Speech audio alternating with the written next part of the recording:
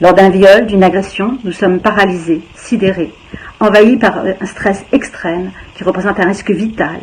Notre cerveau, pour y échapper, disjoncte, il nous coupe de nos émotions. Nous nous retrouvons dissociés, anesthésiés, dans l'incapacité de réagir et de nous opposer à la merci totale de notre agresseur. Ces mécanismes de sidération et de dissociation traumatique sont universels. Pourtant, de façon cruelle et injuste, on nous les reproche. Le viol est un crime. Pour préserver les victimes, la nature soulage le cerveau en le faisant disjoncter. La nature des hommes, elle, les a condamnés à se taire, laissant ainsi des violeurs impunis. Parce que les victimes prennent perpétuité, il est temps d'y opposer une menace perpétuelle, la levée de la prescription. Et parce que personne n'a le droit de décider de combien de temps les victimes ont besoin pour parler. Personne. Victime de violences masculines, j'ai compris grâce au féminisme que l'agresseur remplace la volonté de sa victime par la sienne. Il nous laisse pour seul mot les maux qu'il nous cause, il fait passer la haine pour de l'amour, il se victimise quand il nous attaque, il nous fait croire que nous consentons à son pouvoir sur nous. Reconnaître les stratégies de l'agresseur, c'est les refuser. Stop impunité. Pour moi, c'est du maquillage. Un coton et tout s'en va. Il y a des femmes pour qui ce maquillage ne s'enlève pas. Silence assourdissant. Noir.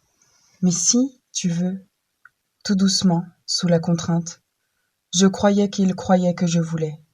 J'avais 10 ans. Noir, cri enfoui. Puis, une vie dans un puzzle éparpillé. 30 années pour tout rassembler et nommer.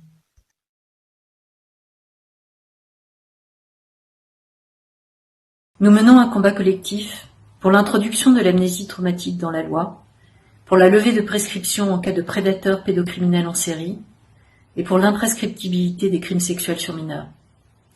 Stop prescription. J'avais 6 ans la première fois. Cela a duré des années. Je l'ai dit, mais personne ne m'a protégée. Je me suis tue ensuite et j'ai essayé de ne plus y penser jusqu'à ce que ma mémoire traumatique m'explose à la figure à l'âge de 19 ans lorsque je l'ai rue.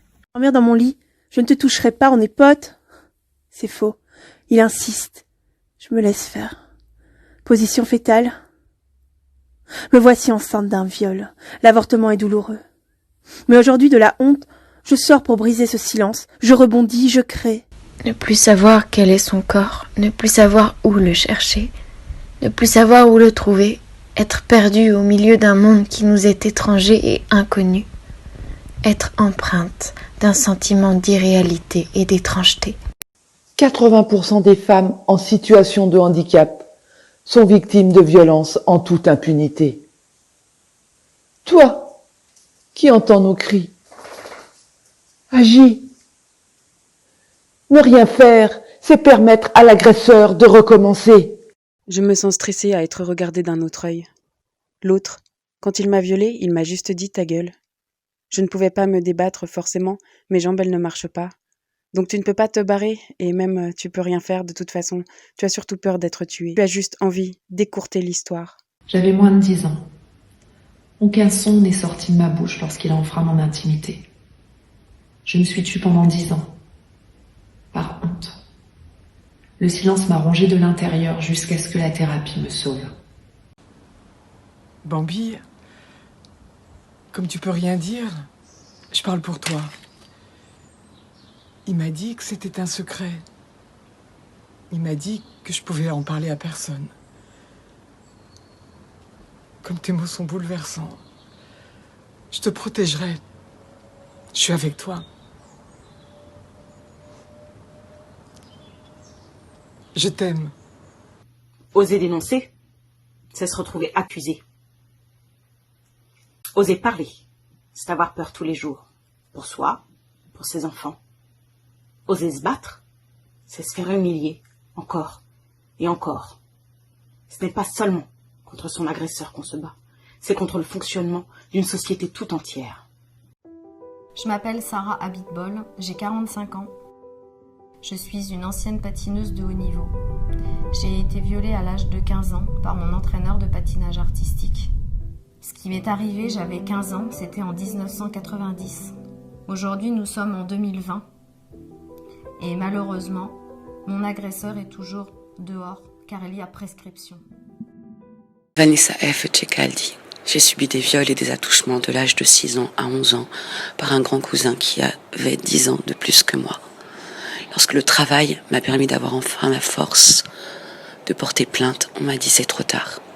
Il y a prescription. M'a dit que j'avais la poitrine d'un petit homme et qu'il adorait ça. On sortait ensemble. Un après-midi chez toi, tu m'as soudain attaché au lit, enlevé mon slip et pénétré brutalement.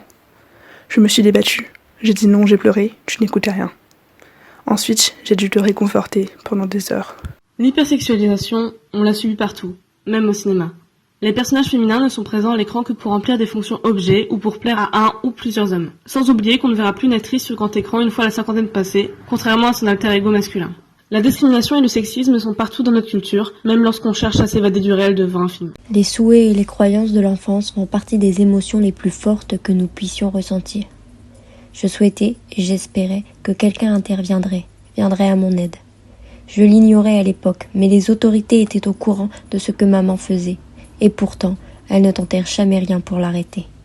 Personne ne fit quoi que ce soit.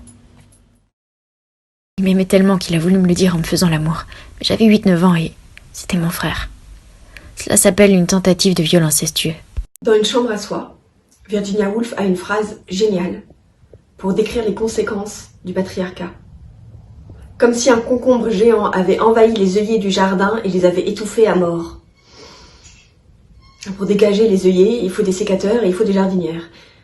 Le sécateur, c'est l'imprescriptibilité des crimes sexuels sur mineurs, notamment de l'inceste, dont on sait aujourd'hui comme il est fréquent et comme il soutient de façon systémique le patriarcat. Les jardinières, c'est nous toutes, en sororité. Le monde vient nous descendre et nous traiter de grosses misandres. Pas besoin d'être des sorcières pour deviner ce qu'ils veulent faire. S'ils trouvent un quelconque bûcher, ils nous brûleront sans procès. Non, les hommes n'aiment pas que les femmes parlent plus fort qu'eux. Mais notre langue est bien pendue. La seule façon d'être entendue